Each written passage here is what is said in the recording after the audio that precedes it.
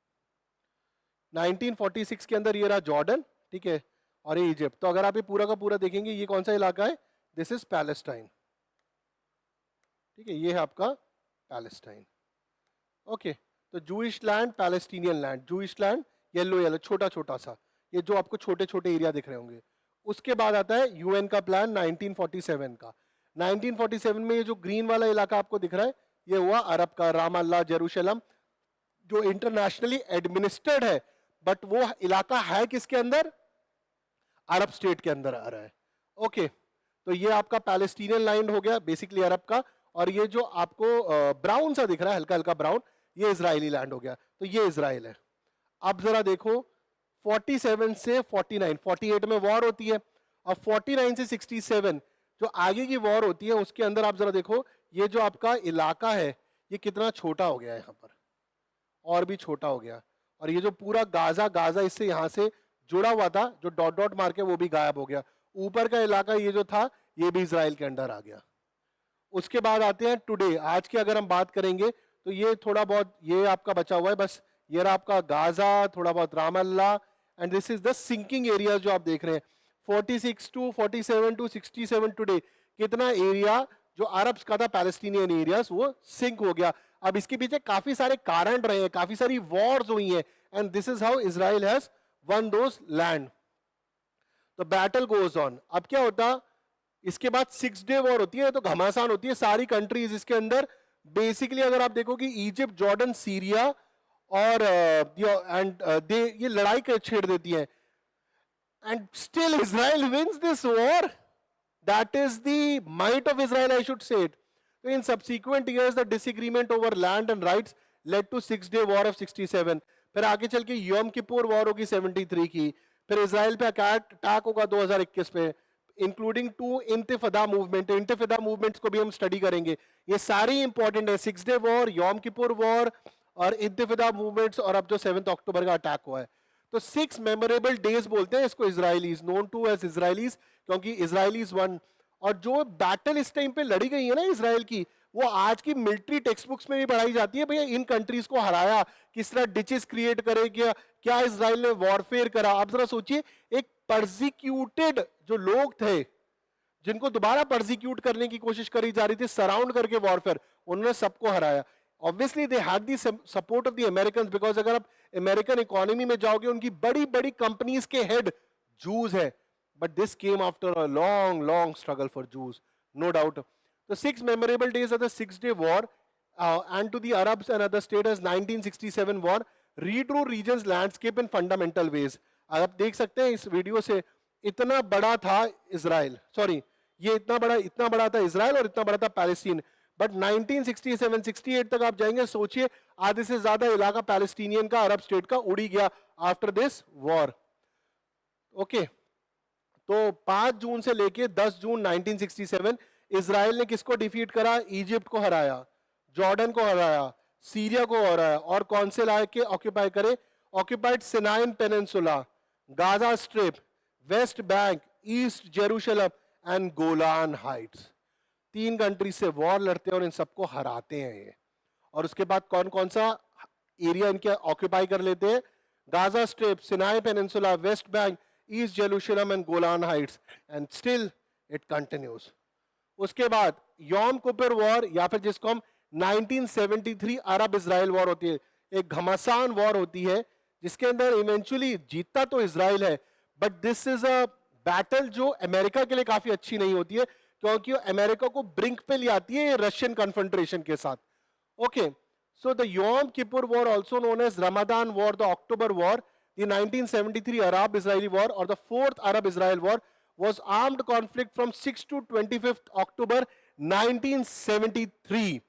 Okay, between Israel and coalition of Arab states led by Egypt and Syria. तो यहाँ पर भी Egypt और सीरिया, सोचिए कंट्रीज कंबाइन करके इजराइल से लड़ने आती थी, तब भी हारती थी। The war ended in Israel victory, but at the great cost to United States, great cost, because ये लड़ाई ऑलमोस्ट अमेरिका और रशिया को कन्फ्रंट्रेशन के ऊपर लेकर आ गए थे, बट इवेंचुअली वो नहीं हुआ। But again this is a cold war era time, अगर आप अमेरिका और रशिया की बात करें, और रशिया नहीं, उस टाइम पे वो यूएसएसआर है। ओके, अब बात करेंगे हम first and second intifada. Intifada, I hope I am pronouncing right. इसका मतलब क्या होता है? इंतिफदा का मतलब होता है अपराइजिंग या फिर शेकिंग ऑफ। तो ये मूवमेंट स्टार्ट होती है अगेंस्ट जूस, ठीक है। अब प्राइज हो रहा है, एक राइज हो रहा है, एक तरीके की रेवोल्यूशन आ रही है, शेक ऑफ करने की कोशिश करी जा रही है। That is intifada. एक अरबिक टर्म है, ठीक है, एक अरबिक टर्म है दैट ट्रांसलेट टू अपराइजिंग और शेकिंग ऑफ। तो in the context of Israel Palestine conflict दो बार इंतिफदा मूवमेंट्स हुई है। It been use to refer to major, मतलब दो मेजर, जो कहने का मतलब है मेरा, दो बार में two major Palestinian uprising against Israeli rule and policies in the late 20th century. First Intifada होती है which began in 1987 and second Intifada which started in 2000. 87 and 2000. आप जरा सोचिए, हमने फर्स्ट वर्ल्ड वॉर से स्टार्ट करा था जब ये ब्रिटिशर नींव रख के गए थे। सेकेंड वर्ल्ड वॉर के बाद लैंड भी मिल गया, लैंड भी बट गया। उसके बाद 6 डे वॉर हो गई, यौम किपुर वॉर हो गई, बहुत सारी और भी वॉर्स हुई है। मैं तो आपको सिर्फ इंपॉर्टेंट वाली बता रहा हूं। कंटिन्यूस झगड़े चल रहे हैं अभी भी देख लो आप 2023 का 7 अक्टूबर। तो fight is going on, okay. तो इट्स, आप वही है ना, हिस्ट्री आपको बताती है कि आगे क्या आने वाला है, तो आप देख ही रहे आगे क्या आने वाला है। फर्स्ट इंतिफादा 87 में होती है और सेकेंड इंतिफादा 2000 में होती है। तो इस अपराइजिंग में क्या होता है? डेमोन्स्ट्रेशन होता है, सिविल डिसओबीडियंस, वायलेंट लड़ाई अभी हो जाती है, confrontation between Palestinian and Israeli security forces. But by 1987 and 2000 Israel की फोर्सेस बहुत बेटर हो चुकी हैं, इजराइल की इंटेलिजेंस एजेंसीज बहुत बेटर हो चुकी है, better system, better security system, medical, काफी डेवलपमेंट हो चुकी है इजराइल के अंदर, और आने वाले 2000 के बाद 30 सालों में और भी होगी। तो the term intifada signifies collective Palestinian expression of resistance and discontent against Israeli occupation and policies. अब इंतिफादा कहती है कि ये जो गाजा स्ट्रिप है, वेस्ट बैंक है, ईस्टर्न जेरूशलेम का इलाका है, गोलान हाइट्स है, जो इजराइल ने ऑक्यूपाई करी है, हम इसके अगेंस्ट लड़ रहे हैं। हम इजराइल के इकोनॉमिक ब्लॉकेड के अगेंस्ट लड़ रहे हैं। हम किसके अगेंस्ट लड़ रहे हैं? रेजिस्टेंस है हमारा, जो हमारी जमीन हमसे छींची गई है। डिसकंटेंट है, जिस तरह इजराइल हमें परेशान कर रहा है। ये किसकी सोच है? ये पैलेस्टीनियंस में रहते हुए अरब्स की सोच है। तो just to tell you what they are thinking, Israel on the other hand think that these areas belongs to us. तो this is a confrontation which is going in both of them. और अगर आप देखेंगे, अगर शायद अगर अरब ने 48 में वो वॉर स्टार्ट ना करी होती तो शायद सिचुएशन अलग होती। But who knows, this is only, ये तो आज इमेजिनेशन ही करी जा सकती है कि कौन सही है कौन गलत इसमें। तो अब आते हैं हम आज के अटैक पर, जो अक्टूबर 7 का 2023 का मैसिव अटैक हुआ, जिसके अंदर hundreds and thousands of rocket बेचारे सिविलियंस पर छोड़ दिए गए हमास के थ्रू, और 14 से ज्यादा लोग इजरायली सिविलियंस मारे गए। अब इसमें यह कहना कि हमास ने इसलिए करा क्योंकि उनके लैंड राइट्स ले दिए गए थे, तो two wrongs does not make one right. एक स्टेटमेंट होती है, two wrongs does not make one right. जहां तक मुझे याद है, अगर अंग्रेजी में गलत हो तो माफ करना मुझे। तो इसका मतलब है, अगर दो आपके साथ, मतलब ये गलत है ये गलत है, तो इसका मतलब नहीं आप और गलत कर सकते हो, वो सही हो जाएगा। कि अगर अरब्स के साथ पहले गलत हुआ था तो आप मासूम सिविलियंस को अटैक करेंगे।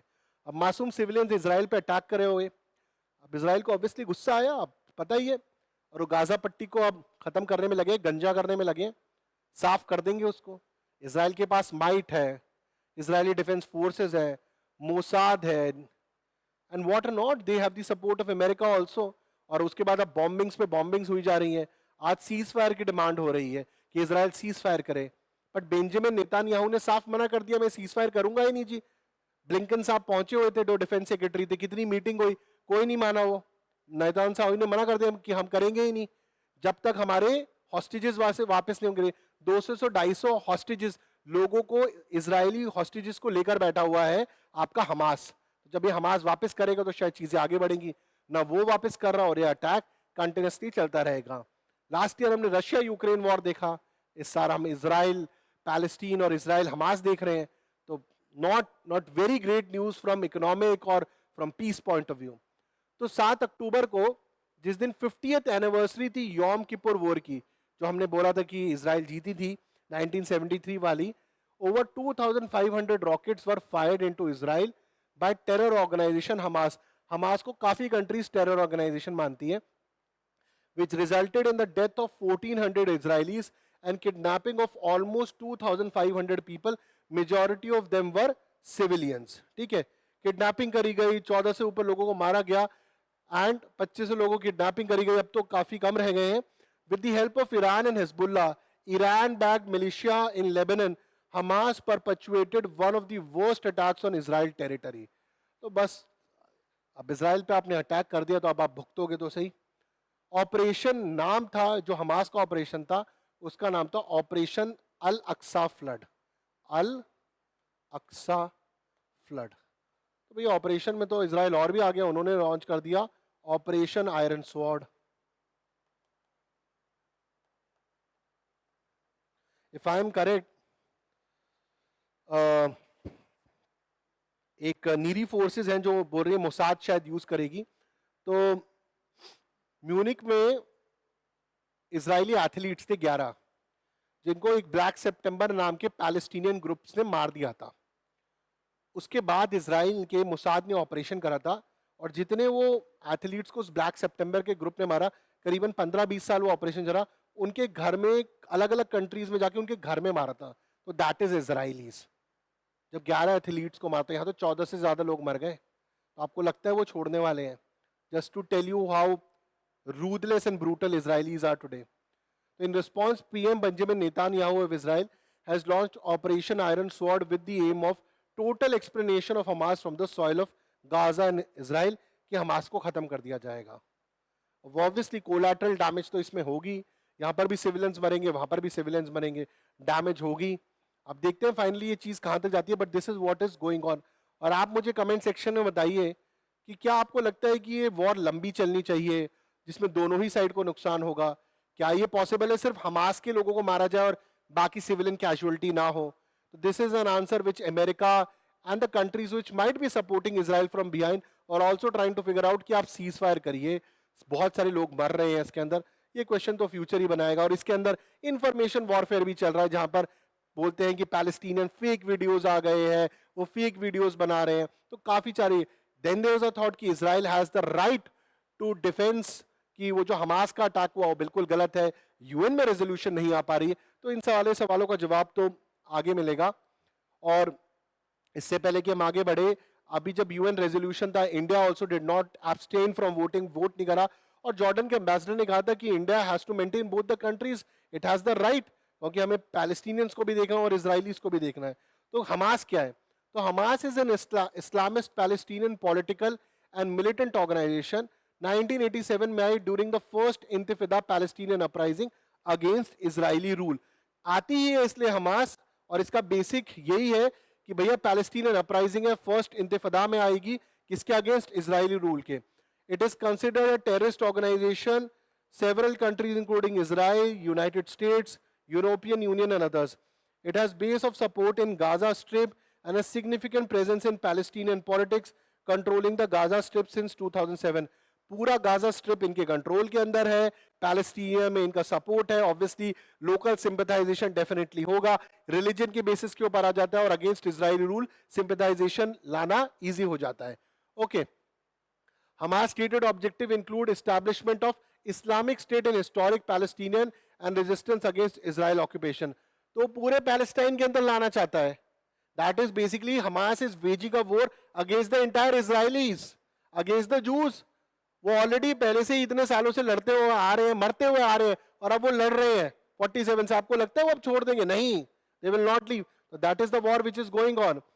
इसके जो टैक्टिक्स हैं, किस तरीके से आर्म्ड कॉन्फ्लिक्ट है, अटैक अगेंस्ट इजरायली सिविलियंस यानी मासूम सिविलियंस को मार देना, which has led to designation as a terrorist organization by many government. अगर आप लड़ना चाहते हो तो कोई डिप्लोमेटिकली लड़ो, डेमोक्रेटिकली लड़ो, but no, you are fighting with weapons. और जैसे ही आप हथियार उठा लोगे अगेंस्ट स्टेट और गवर्नमेंट, तो बस फिर तो जो होना है सो वो होके ही रहेगा. ठीक है, लड़ाई झगड़ा दंगे. And then Israel as a state, as a country, has right to protect its Israeli civilians. ठीक है, जो अनआर्म्ड है, जिनकी कोई गलती नहीं, आप उनको मारोगे तो ऑब्वियसली यहाँ पर Israel will take an action. तो अब बात करते हैं, यहाँ पर ऑब्वियसली काउंटर स्टेटमेंट होता है. कि जो इजरायलीज ने पैलेस्टीनियन के अगेंस्ट करा, इकोनॉमिक ब्लॉकेड करा, उनको मारा, तो ये काउंटर आर्ग्यूमेंट्स तो दोनों ही साइड से आते ही हैं, but it depends on which side obviously which you want to believe. And as a country which Israel has got, doesn't it has its right to defend its citizen? आप इस पे believe करना चाहते हैं? Because दोनों ही side के arguments दिखते हैं. कमेंट सेक्शन में जरूर बताइएगा आपको क्या लगता है कौन सही है और कौन गलत है. फिलहाल आगे बढ़ते हैं. प्रेजेंट सिनेरियो क्या है? तो अटैक के बाद, since attack, Israel has launch strikes in Gaza including most recently full fledge ground invasion करा गया है. The state objective for Israel is clear कि भैया पूरे हमास को खत्म कर दिया जाएगा और जितने हॉस्टेजेस आपके इजराइल के हमास के पास हैं उनको छुड़वा लिया जाएगा, कि हॉस्टेजेस दो और खत्म कर दिया जाएगा. और जब तक हॉस्टेजेस नहीं देंगे तब तक तो इजराइल सीज फायर भी नहीं करने वाला. उसकी तरफ as per some media reports at least 10,022 Palestinian including 4,104 children were killed in Israeli airstrikes. तो यहाँ पर भी पैलेस्टीनियंस भी बहुत सारे लोग मारे गए हैं. तो डेथ एट बोथ कॉर्नर्स, तो वही कहता अगर प्रोलॉन्ग्ड वॉरफेयर में ही सबका ही नुकसान होगा एक्सेप्ट जो वॉरफेयर का सामान बेच रहा है.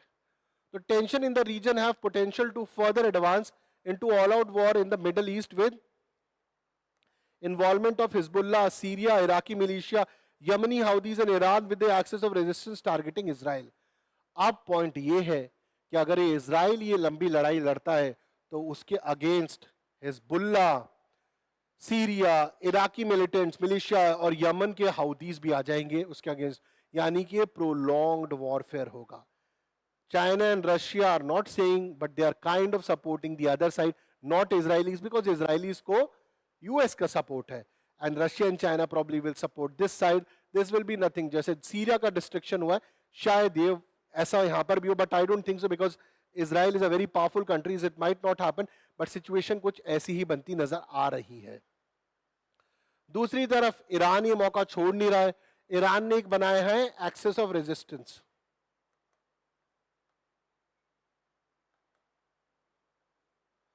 So the term axis of resistance refers to an informal anti-Israel, anti-Western political and military coalition led by government of Iran.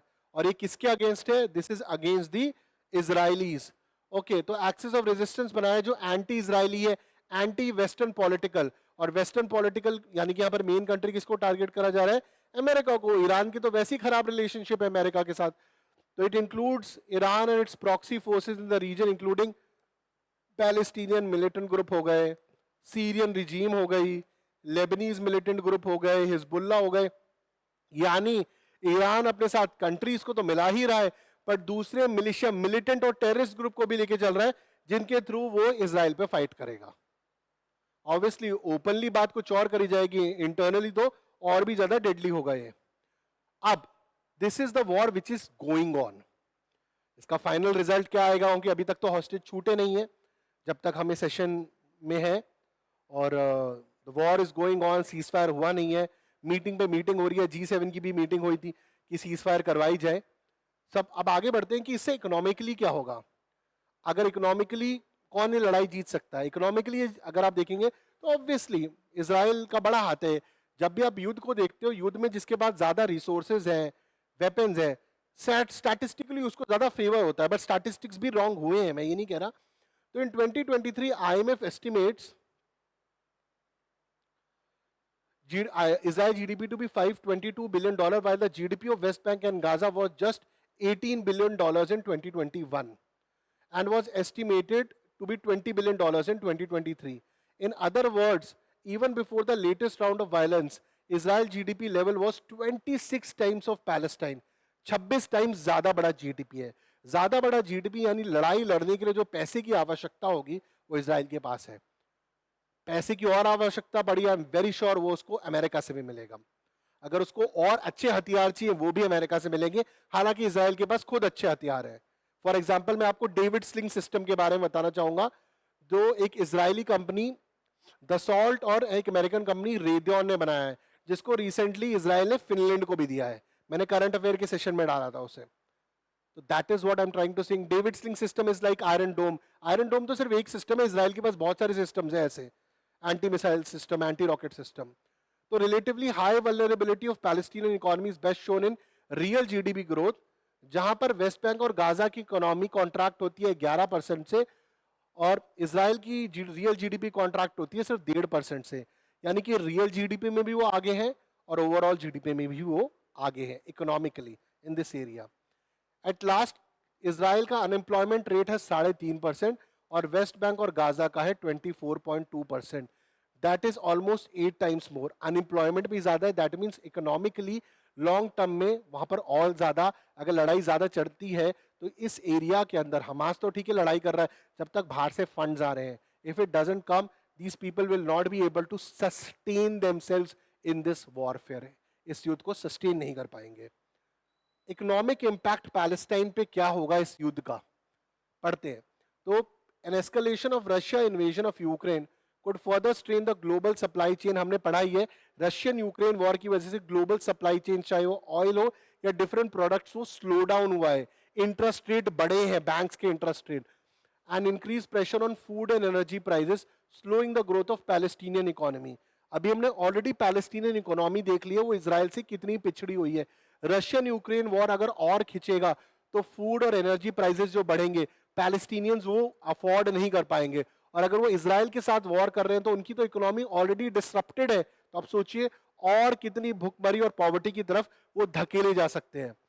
Meanwhile, renewed clash between Palestinian and Israeli forces in West Bank and Gaza would increase the already elevated level of political and economic uncertainty and could further limit Palestinian workers' access to Israeli labor market। अब इससे एक और चीज होगी, जितनी ज्यादा भुखमरी होगी, जितनी ज्यादा लोगों के पास नौकरियां नहीं होगी पैलेस्टीन में, हमास इनको और भी इजीली रिक्रूट कर पाएगा, क्योंकि वो ब्लेम करेगा, चाहे उसका ब्लेम रशिया पे ही क्यों ना हो, रशियन यूक्रेन वॉर पे, बट वो यही बोलेगा ये इजराइल की वजह से हो रहा है। तो यहाँ पर और भी ज्यादा रिक्रूटमेंट होगी, क्योंकि उस बंदे के पास तो कुछ बचा ही नहीं ना, ना खाने के लिए ना पीने के लिए, उसको तो यही लगता है ये इजराइल की वजह से हो रहा है। भले ही वो इजराइल की वजह से उसका 10% योगदान है, 90% it is happening because of other economic factors, but ये एक अच्छा हो जाएगा कि ये सताया हुआ है, इसको ब्रेन वॉश करना हमास के लिए और भी इजी हो जाएगा, which is a terrorist organisation. So meanwhile renewed clashes, इसकी वजह से और पॉलिटिकल इकोनॉमिक अनसर्टेनिटी आएगी पैलेस्टाइन में, और ये झगड़ा आपको और भी बढ़ेगा। इकोनॉमिक इंपैक्ट इसराइल पे क्या होगा? Israel war with Hamas in the Gaza Strip will cost as much as 200 billion shekels, $51 billion as much preliminary finance figures। $50 billion का नुकसान होगा या खर्चा आएगा इजरायली इकोनॉमी पे। तो ऐसा नहीं है इजरायली इकोनॉमी अनटच रहेगी, उनको भी नुकसान होगा। $50 बिलियन को आप कहीं और भी यूज कर सकते थे। दूसरी तरफ ये जो $50 बिलियन है, ये सिर्फ 10% है इसराइल के जीडीपी का, मतलब 10% बहुत होता है, beg your pardon, 10% of GDP was premised on the war. अगर ये युद्ध 8 से 12 महीने का कॉन्फ्लिक्ट होता है, बट अगर इसमें लेबनान का हिजबुल्ला आ जाएगा, ईरान और यमन के ग्रुप्स भी आ जाएंगे, तो ये $50 बिलियन नंबर और भी ज्यादा जाएगा और भी ज्यादा खर्चा होगा। ठीक है, तो economic impact on Israel would also भी काफी खराब होगा। अब भारत की पोजीशन क्या है इजराइल के ऊपर? India's position in prospect us for piece. हम तो पीस की ही डिमांड करते हैं। ओके, तो moving on, the war in the Middle East will have global impact with expert estimating 10% jump in oil prices, instability in global stock market followed by inflation। यानी oil के दाम बढ़ जाएंगे, महंगाई और बढ़ जाएगी, ग्लोबल स्टॉक के अंदर इंस्टेबिलिटी आएगी, इंटरेस्ट रेट और हाई हो जाएंगे, बेसिकली इकोनॉमी का डब्बा गोल और ज्यादा होगा, जो रशियन यूक्रेन वॉर से तो चल ही रहा है। The peace has become essential for it, not only for the stability in the Middle East but also avoid any economic shock in the global supply chain. Global supply chain चाहे वो तेल की हो, फूड की हो, stocks की हो, किसी भी चीज की हो, अगर उसकी रुकावटें होंगी प्राइस बढ़ते जाएंगे, which is not good for the global economy, बहुत ज्यादा प्रॉब्लम होगी। Okay, the peace has become essential for it, not only for the stability in the Middle East, but also to avoid any economic shock in the global supply chain. Okay. So India, which has good relationship with both Arab countries and Israel, has unequivocally condemned the Hamas terror attacks while pleading for the peace. तो भारत ने Hamas का जो terror attack हुआ है, जिसमें इतने सारे Israeli, 1400 से ज्यादा इजरायलीज को मारा गया है, उसको तो हमने बोला ही है कि गलत स्टेप है, पर भारत दूसरी तरफ पीस की भी बात करता है। India has expressed worry for collective punishment for Palestinian for the act of Hamas.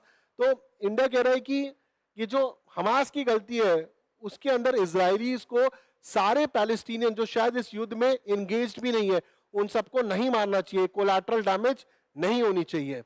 India reiterated its stand for the establishment of two state solution, जिसकी बहुत बात करी जाती है. तो टू स्टेट सोल्यूशन की बात अमेरिकन प्रेसिडेंट बिडेन साहब ने भी करी है. Okay, so peace will come only through political process, military action से नहीं आएगा. अगर आप एक दूसरे से सिर्फ मिलिट्री एक्शन लेंगे तो नो, अब वो देख ही रहे हैं ना, Yom Kippur war, 6 day war, first intifada, second intifada, कितनी जंग तो हो चुकी है. 48 की वॉर से स्टार्ट हो रखी है, अभी 2023 में पहुंच गए हैं. तो जब तक बातचीत नहीं होगी तब तक ये मुद्दा चलता रहेगा, लड़ाई चलती रहेगी, इजरायली भी मरेंगे और आपके पैलेस्टीनियंस भी. तो world leader must pressurise Hamas to release all the Israel hostages.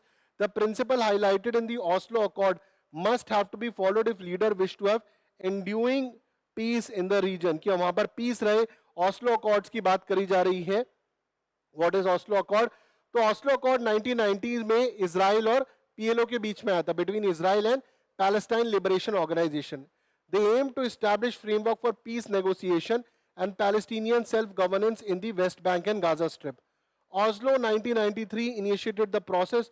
Oslo 1993 detained administrative division and Oslo 1990 addressed the additional issues. तो बेसिकली क्या है, एग्रीमेंट साइन करी गई है, पीस नेगोशिएशंस की बात करी गई है. तो यहां पर वर्ल्ड लीडर ऑस्लो अकॉर्ड की बात करें कि आप दोनों ने पीस नेगोशिएशंस की बात करी है, अकॉर्ड्स करी है, प्लीज इसको मानिए और पीस लेकर आइए इस रीजन में, सीज फायर करिए और हमास को बोला जा रहा है कि हॉस्टेजेस को छोड़ दिया जाए. उसके बाद हमारा लास्ट जो प्रॉब्लम निकल के आता है वो है Israel, US, Arab nation, Saudi Arabia, UAE basically आपके. अब क्या है, अमेरिका इसके बीच में फंस गया है. अमेरिका ने रिसेंटली कोशिश करी है कि इजराइल और जितने भी सऊदी अरेबिया, यूएई के बीच में अच्छे संबंध बने, और वो बनने भी लग गए थे. बट अब जिस तरीके से इजराइल इतने मैसिव अटैक कर रहा है, इतने सारे मुस्लिम्स मारे जा रहे हैं, अरब्स मारे जा रहे हैं, तो इन कंट्रीज के लिए, सऊदी अरेबिया और यूएई के लिए फिलहाल तो वो कंडेम कर रहे हैं. It will become very difficult for them to support Israel. और जो ये मिडिल ईस्ट का इलाका है जहां पर हम पीस लाने की कोशिश कर रहे थे, वो नहीं हो पाएगा. And this will benefit Iran, this will benefit China and Russia. And this is not good for America, because America balance create करने की कोशिश कर रहा है, बट आज वो उस जाल में खुद फंस गया है जिसे वो दूसरों को फंसाया करता था, एक कंट्री को दूसरी कंट्री से लड़ा के. And today that is why Blinken, the defense secretary, is having so many meetings but nothing came out, because Benjamin Netanyahu ने बोला है कि सीज फायर तभी होगा जब हॉस्टेजेस रिलीज होंगे, और वो तो अभी तक हुए नहीं है. And this puts US in a lot of dilemma and lot of difficulty to balance Israel and the Arab nations. Okay, तो ये है Blinken and Jordan for talks on Israel Hamas war, Gaza humanitarian. Israel Hamas war crowds crisis having global agenda as Blinken. G7 foreign ministers meet in Japan. Meetings हो रही है क्योंकि America के बहुत अच्छे संबंध हैं सऊदी अरेबिया, यूएई के साथ. दोनों तरफ बैलेंस करना है. America, you know, it's very close to Israel also, so in a very एक पजल में फंसा हुआ है आपका अमेरिका. तो होपफुली आपने एंजॉय करा होगा आज का सेशन, आपको बहुत कुछ सीखने को मिला होगा. एंजॉय तो क्या, आपने समझा होगा इजराइल पैलेस्टाइन के मुद्दे को, इजराइल हमास के मुद्दे को, इस झगड़े को, इस युद्ध को जो इतने पहले से स्टार्ट होता है वर्ल्ड वॉर 1 से लेकर अब तक. एंड जो आपको क्या लगता है इस युद्ध में कौन सही है कौन गलत है, जरा कमेंट्स में बताइएगा. और अगर आप शौर्य विवेक डिफेंस एकेडमी चैनल पे नए आए हैं तो काइंडली लाइक करिए, घंटी का नोटिफिकेशन जरूर दबाइए ताकि आपको ये सारी इंफॉर्मेशन मिले. और हम करंट अफेयर्स के रोज 7 o'clock सेशन डाल रहे हैं, आप उनको देखिए, which is very informative for your defence and UPSC and other exams. And आप हमें इंस्टाग्राम पे भी फॉलो कर सकते हैं, शौर्य विवेक डिफेंस एकेडमी के नाम से ही पेज है, चैनल है. और आप हमको टेलीग्राम पे भी कर सकते हैं. सारे लिंक्स आपको डिस्क्रिप्शन में मिल जाएंगे. जय हिंद एंड टेक केयर.